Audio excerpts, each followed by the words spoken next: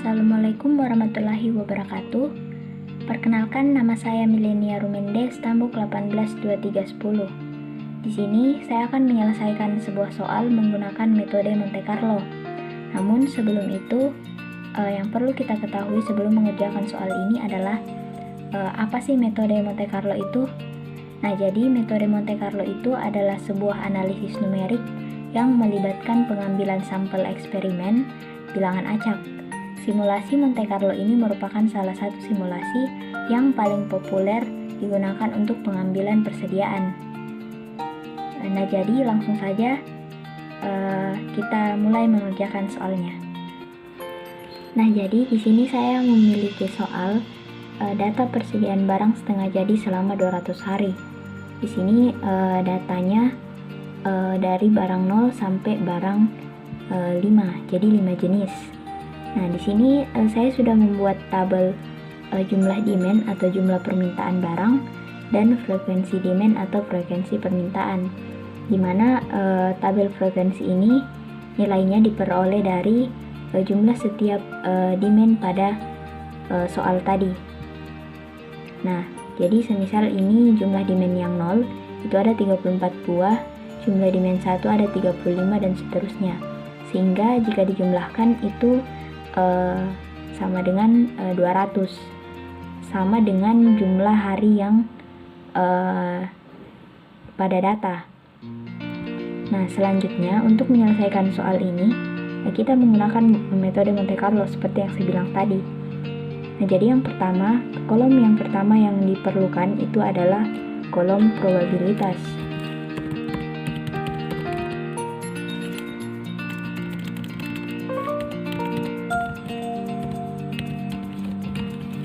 Kolom probabilitas ini adalah kolom yang hasilnya didapatkan dari hasil pembagian dari frekuensi dibagi dengan jumlah frekuensi.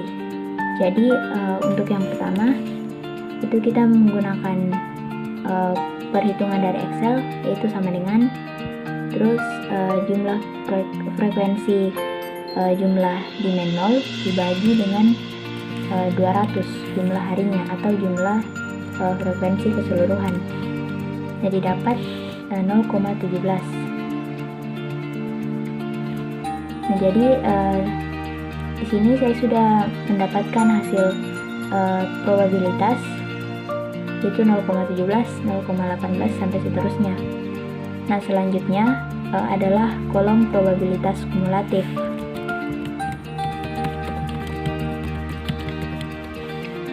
Nah, kolom probabilitas kumulatif ini hasilnya didapatkan dari penjumlahan antara probabilitas kumulatif sebelumnya ditambah dengan probabilitas.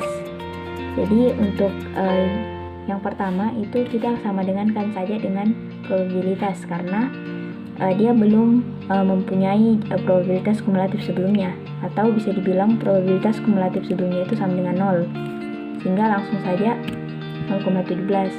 Nah, untuk yang kedua itu kita jumlahkan probabilitas kumulatif sebelumnya, dalam hal ini 0,17 ditambah dengan probabilitas yaitu 0,18. Jumlahkan maka dapat 0,35. Jadi ini tinggal ditarik sehingga hasil akhirnya nanti itu adalah 1,00 atau 1. Nah, selanjutnya adalah tabel probabilitas kumulatif kali 100.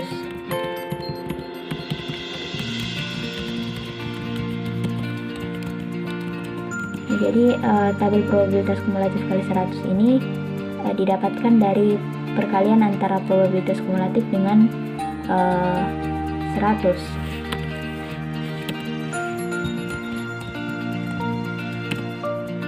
Jadi di sini sama dengan probabilitas kumulatif dikali dengan 100. Jadi didapat 17, begitu seterusnya sampai di bawah. Nah, tabel selanjutnya adalah interval angka acak atau interval random number.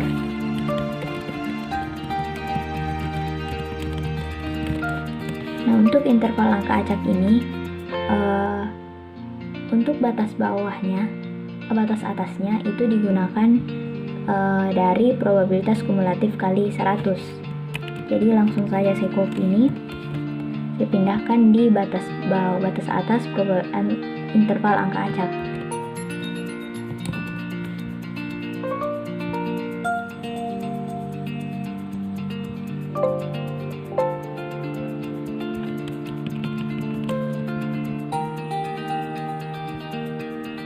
Nah, seperti ini. Nah, untuk batas atasnya itu saya mulai dari angka 1. Jadi, untuk interval yang pertama itu 1 sampai 17, interval yang kedua itu 18 sampai 35, kemudian yang ketiga itu 36 sampai 47, kemudian 48 sampai 69, kemudian 70 sampai 82, dan terakhir 83 sampai 100. Nah, jadi interval yang saya gunakan pada angka acak ini adalah 1 sampai 100. Nah, teman-teman bisa menggunakan angka acak dari 0 sampai 99.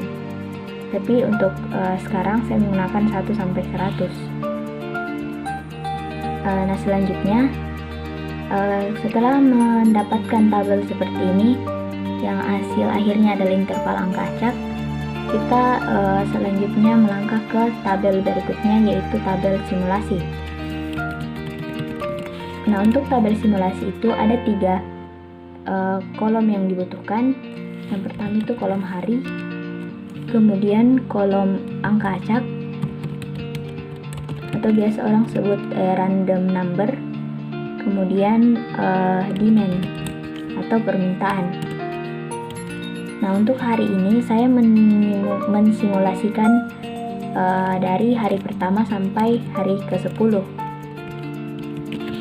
Nah, di sini kita bisa melakukan simulasi hingga hari ke-sekian, terserah pada soal.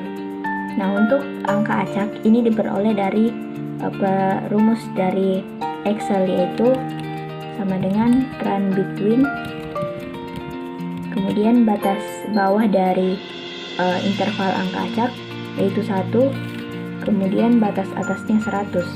Nah, kalau teman-teman tadi menggunakan 0 sampai 99, maka di sini diisi 0,99.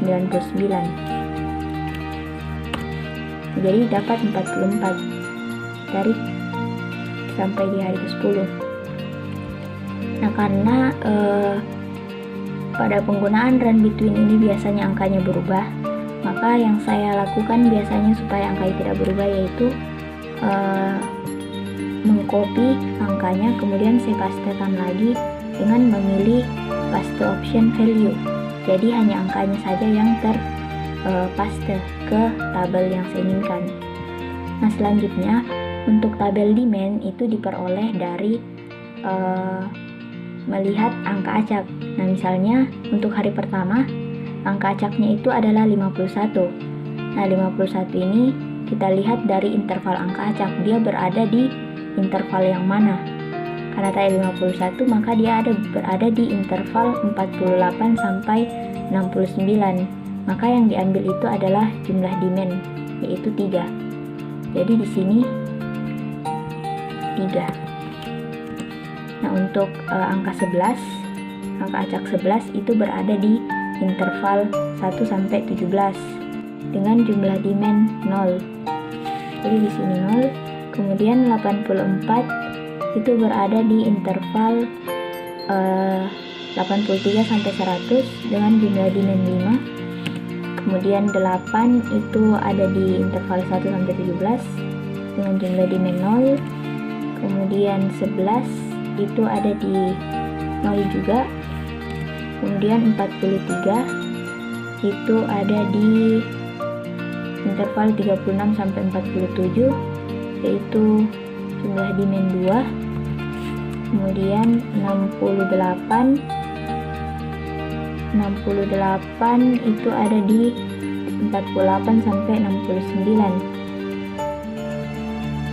Jadi di sini 4 3. Kemudian 50 itu ada di sama juga 3. Kemudian 33 itu ada di 1, 18 sampai 35. Kemudian 41 ada di 2, 36 sampai 47. Nah, jadi untuk jumlah dimennya seperti ini. Nah, selanjutnya setelah mendapatkan jumlah dimen, kita menjumlahkan seluruh dimen ini dengan rumus sama dengan sum.